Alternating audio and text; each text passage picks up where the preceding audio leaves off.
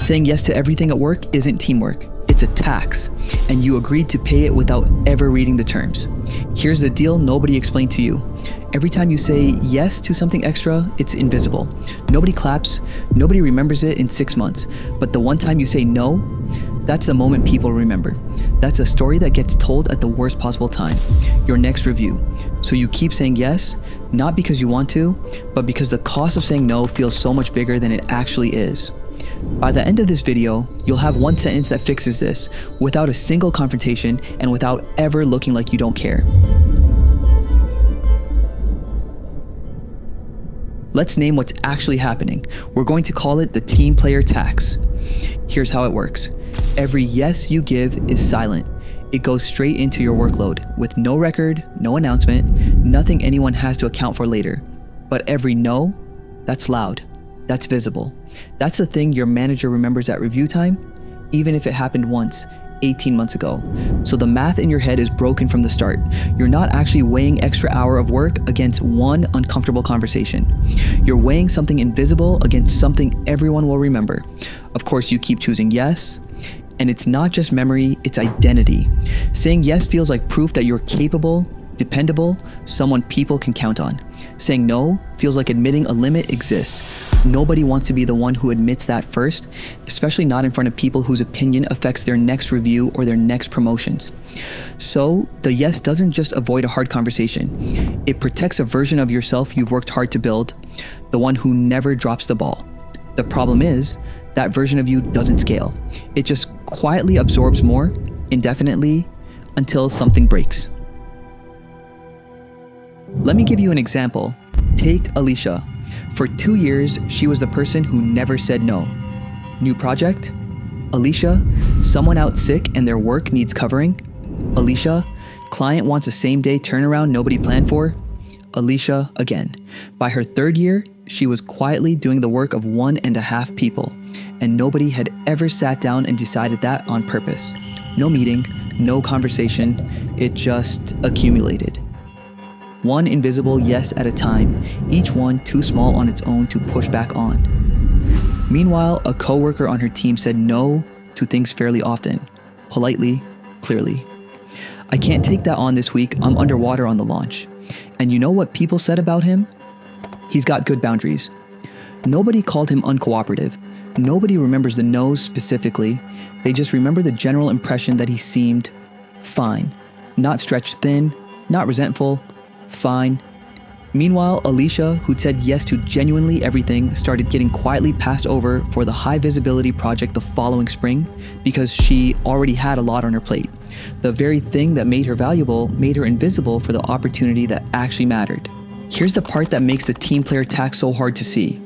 It doesn't feel like exploitation, it feels like being needed. Every time someone asks you specifically, it feels like a small compliment. They trust you, they know you'll come through. That feeling is real. It's also exactly what keeps the tax invisible, because it's genuinely nice to be trusted, right up until it isn't anymore, and it never announces itself as a system. It arrives one request at a time, each one wrapped in a reasonable sounding justification. You're just so good at this. I know it's a lot, but you're the only one who can really handle it. I wouldn't ask if it wasn't important.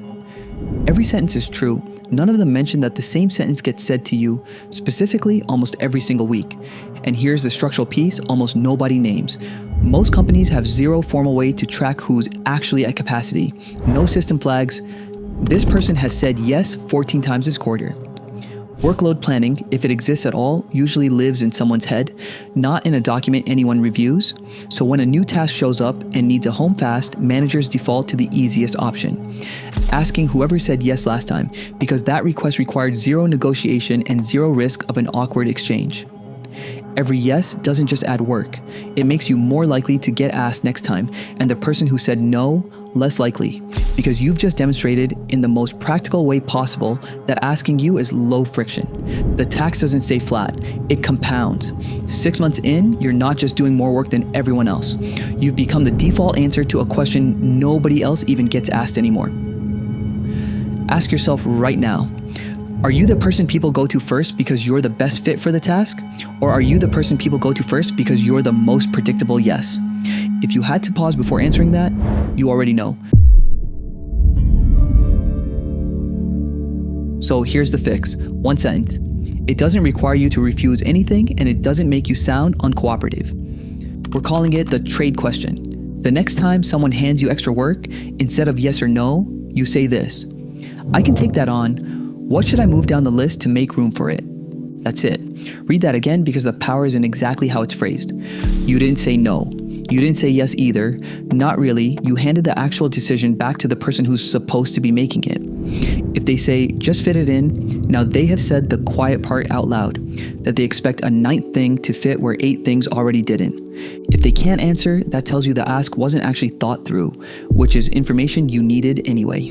This works because of exactly what we talked about earlier. Remember the invisible versus visible math?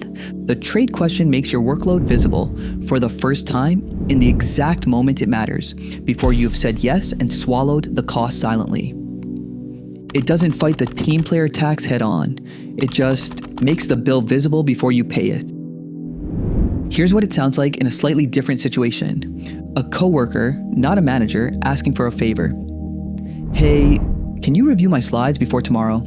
Instead of an automatic yes wedged into your evening, try, I can do that. Is it more urgent than the Kessler deck I'm finishing tonight? You're still willing. You're still helpful. You've just made them say out loud which fire actually matters more instead of you silently deciding both fires are yours to put out. One thing to be careful of here. This isn't a script for refusing everything, and it's not a trick to get out of work. Some things genuinely are quick, and some things genuinely are more urgent than what's already on your plate. Using the trade question on a 2-minute favor makes you look difficult, not strategic, so save it for requests that actually compete with your real workload.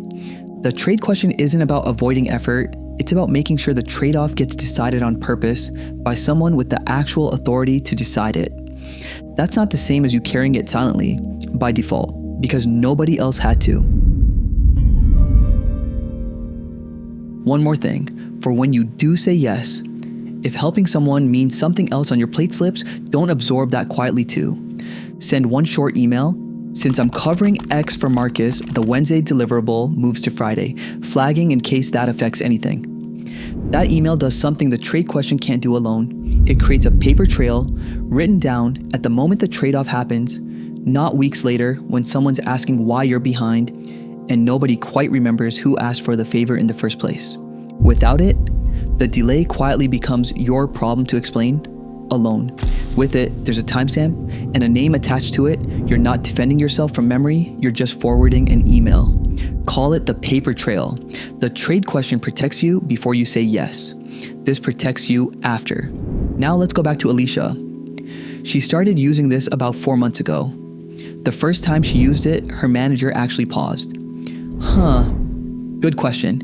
Let's push the Morrison report instead. Nothing dramatic happened. Nobody was upset.